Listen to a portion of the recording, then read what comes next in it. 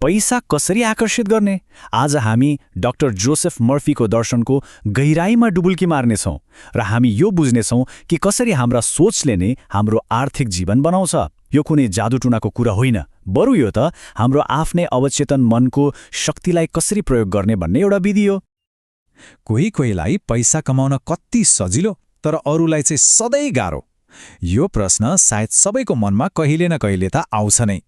धेरैले के सोच्छन् भने यो सबै बाहिरी परिस्थिति वा भाग्यको खेल हो, तर डाक्टर मर्फीको कुरा मान्ने हो भने यसको जवाफ बाहिर कतै छैन, बरु त्यो त हाम्रै दिमागभित्र लुकेर बसेको छ।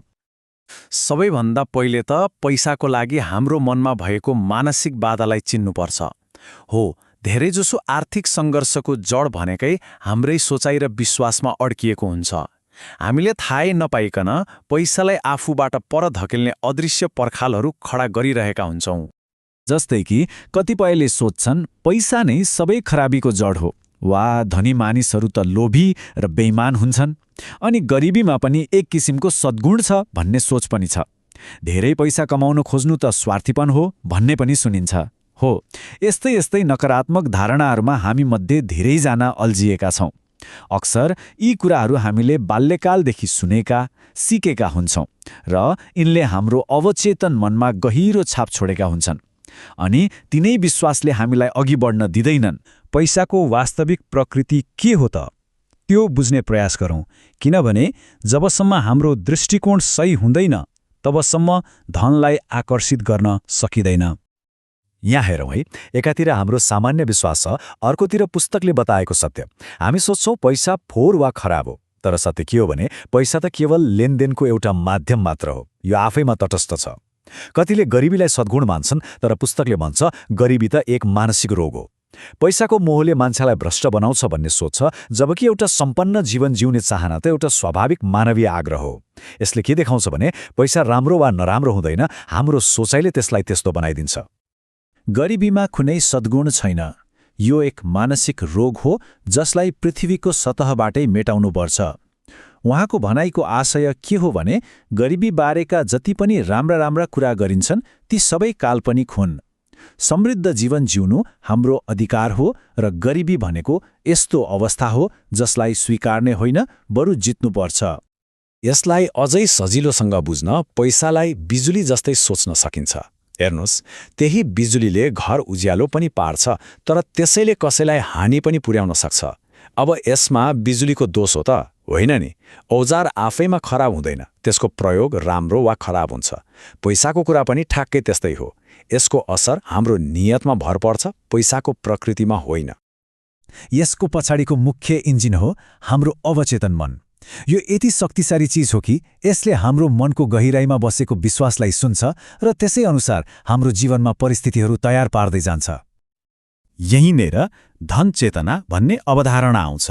अब यो धन चेतना भनेको के हो? यो भनेको ब्याङ्क ब्यालेन्स कति छ भन्ने कुरा होइन। यो त मनको एउटा अवस्था हो जहाँ हामीलाई के विश्वास हुन्छ भने प्रचुरताको स्रोत कहिले सकिँदैन र त्यो निरन्तर बगिरहन्छ। यो धनको भित्री भावना हो जुन बाहिर पैसा देखिनुभन्दा पहिले नै मनमा आउनुपर्छ।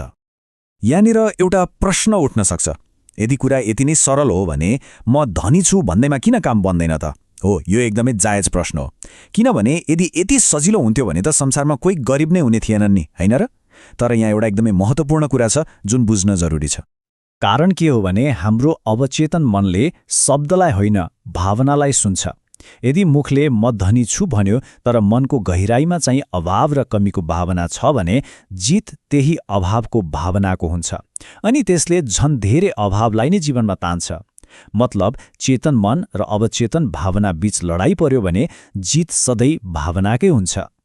कसरी आफ्नो अवचेतन मनलाई प्रचुरताको लक्ष्यसँग एउटै लाइनमा ल्याउने त? कसरी त्यो वित्तीय मानसिकतालाई फेरि प्रोग्राम गर्ने? यो किताबमा एउटा डाक्टर बन्न चाहने केटाको कथा छ जसले यो विधि अपनायो। हेर्नुहोस् है, उसको लक्ष्य थियो डाक्टर बन्ने, तर ऊ गरिब थियो। उसले के गर्यो?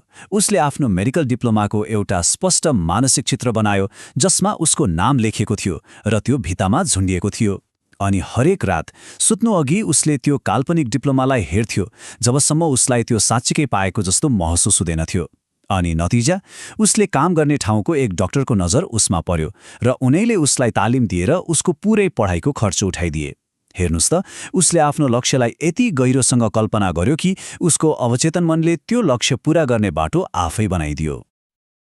अन्तिम लक्ष्य देखेपछि तपाईँले त्यो लक्ष्य प्राप्त गर्ने माध्यमहरू आफै सृजना गर्नुहुन्छ। मतलब जब हामी अन्तिम परिणाममा आफ्नो ध्यान लगाउँछौँ, त्योसम्म पुग्ने बाटो हाम्रो अवचेतन मनले आफै खोज्न थाल्छ। अब कुरा गरौँ अफर्मेसन अर्थात् पुष्टि गर्ने सही तरिकाको। यहाँ धेरैले गल्ती गर्छन्। सुरुमा यस्तो विश्वासबाट सुरु गर्नुपर्छ जुन कुरालाई हाम्रो दिमागले सजिलै स्वीकार गर्न सकोस्, कुनै द्वन्द्व बिना। यदि मनले नपत्याउने कुरा भनियो भने त्यसले उल्टै आन्तरिक प्रतिरोध जन्माउँछ र काम गर्दैन। जस्तो कि म धनी छु भन्दा मनले तुरुन्तै कहाँ धनी छस् र भनेर प्रतिप्रश्न गर्न सक्छ। यसले द्वन्द्व सिर्जना गर्छ। तर यसको सट्टा हरेक दिन हरेक तरिकाले म थप समृद्ध बन्दैछु भन्दा मनले यसलाई सजिलै स्वीकार्छ। त्यसैगरी म करोडपति हुँ भन्नुको सट्टा मेरो बिक्री हरेक दिन बढिरहेको छ, म प्रगति गर्दैछु भन्नु बढी प्रभावकारी हुन्छ।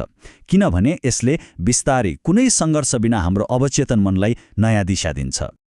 जब यी सबै अवधारणाहरूलाई जीवनमा उतारिन्छ, तब हामी प्रचुरताको राजमार्गमा पुग्छौँ।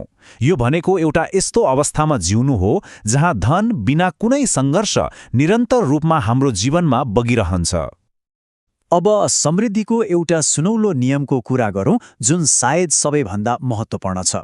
त्यो के हो भने अरूको सफलताप्रतिको हाम्रो सोचले हाम्रो आफ्नै सफलतालाई असर गर्छ। यदि कसैको धन देखेर ईर्ष्या लाग्यो भने त्यो भनेको आफ्नै धनलाई आफूबाट टाढा धकेल्नु हो। तर जब अरूको समृद्धिमा मनैदेखि खुसी भइन्छ, तब हामी त्यसलाई आफ्नै जीवनतर्फ आकर्षित गरिरहेका हुन्छौँ। छोटकरीमा भन्दा अरूको लागि जे चाहियो त्यही कुरा आफ्नै जीवनमा सृजना भइरहेको हुन्छ। यसलाई यसरी पनि बुझ्न सकिन्छ, पैसा भनेको शरीरमा रगत बगे जस्तै हो। जब रगत स्वतन्त्र रूपमा शरीरभरि घुम्छ तब शरीर स्वस्थ हुन्छ। तर जब डरले त्यसलाई कतै जम्मा गरेर राखिन्छ तब रोग लाग्छ। आर्थिक मामलामा पनि ठ्याक्कै त्यस्तै हो। पैसालाई डरले होइन, विश्वासका साथ स्वतन्त्र रूपमा प्रवाह हुन दिनुपर्छ। यसैले यो एउटा कुरा चाहिँ सधैँ दिमागमा राख्नुपर्छ, धनको भावनाले धन उत्पादन गर्दछ। यो नै सार हो। धन भनेको बाहिरबाट भित्र आउने कुरा होइन, यो त भित्रबाट बाहिर प्रकट हुने प्रक्रिया हो। सबै कुरा हाम्रो भित्री भावनाबाट सुरु हुन्छ र त्यहीँ टुङ्गिन्छ।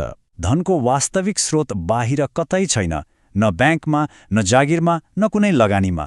त्यो त हाम्रो आफ्नै दिमागमा छ। अब जब स्रोत पत्ता लागिसक्यो, एउटै प्रश्न बाँकी रहन्छ, के हामी त्यो शक्ति प्रयोग गर्न तयार छौँ?